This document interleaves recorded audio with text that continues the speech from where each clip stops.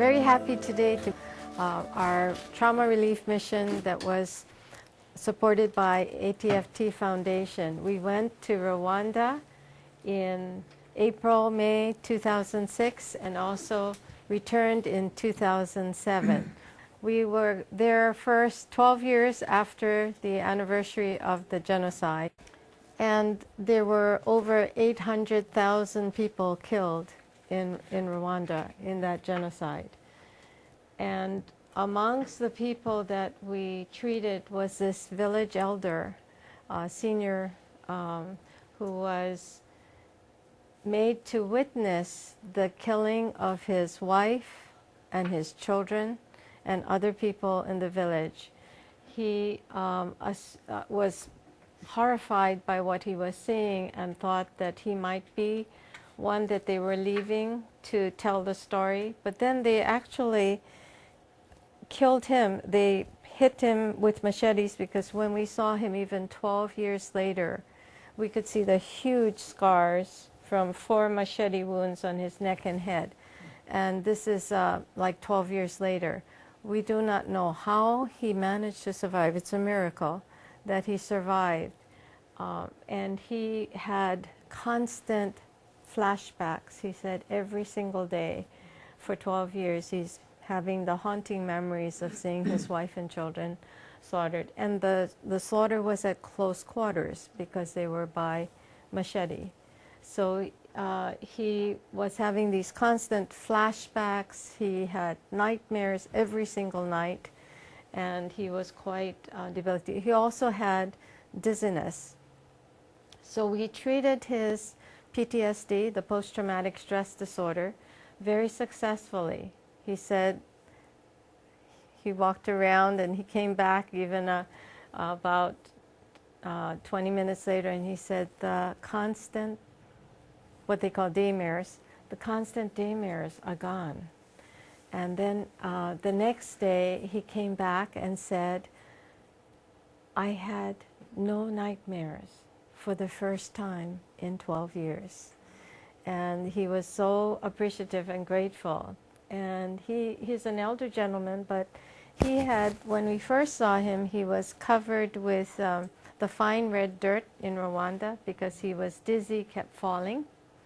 And so when he came back to say he had no more nightmares, he said, can you please help with my dizziness? And we're looking at, he had some pretty severe injuries. So we're assuming he has some neurological problems, and we're thinking, neurologists, medical treatments, but this is 12 years later.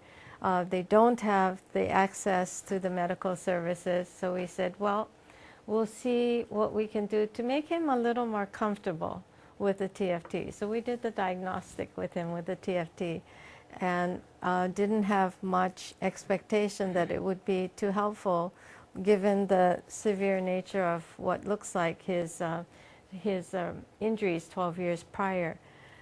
Well, he said, I don't feel dizzy anymore. And he's walking around and he's just kind of amazed.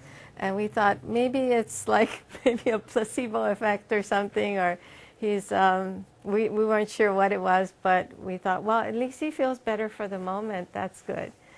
And then the next day, when we were treating the orphans, and we were actually treating quite a large number, there were 400 orphans there. 174 of them were genocide survivors.